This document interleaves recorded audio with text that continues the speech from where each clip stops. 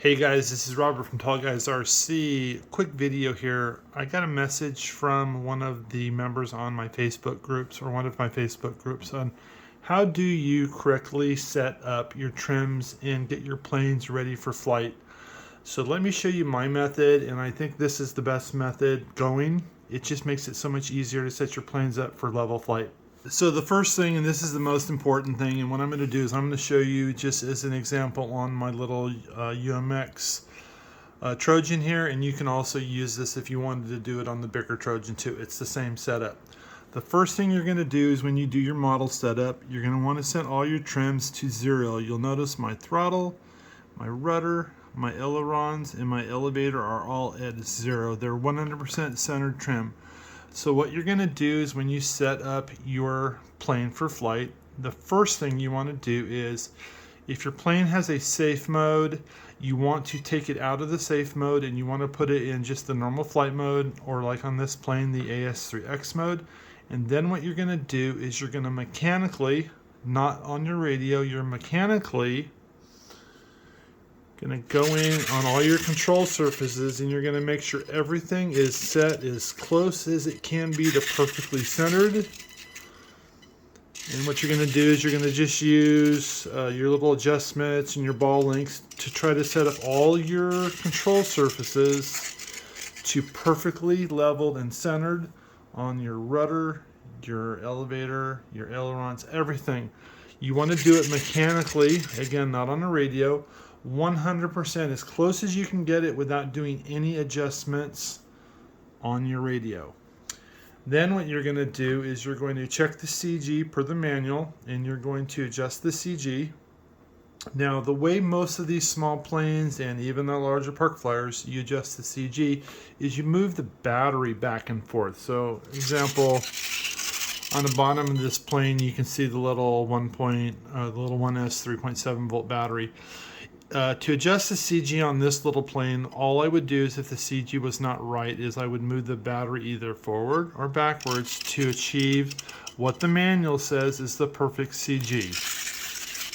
Now, once all that is done, you're going to go out and you're going to fly the plane. Now, if you fly the plane and your plane is either nose heavy or tail heavy, what you're going to do is you're going to land your plane, and what you're going to do is you're going to want to try to fix that initial setting for nose heavy or tail heavy by just moving the battery back and forth. Again, don't make any adjustments yet on your radio, and only when you're doing this test flight, don't do this adjustment under safe. Do this under just normal flight, AS3X.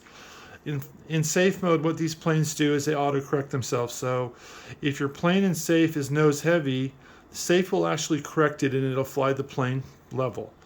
You don't want to do this. What you want to do is you want to set up your plane like you're not flying in safe, because safe is a fail-safe.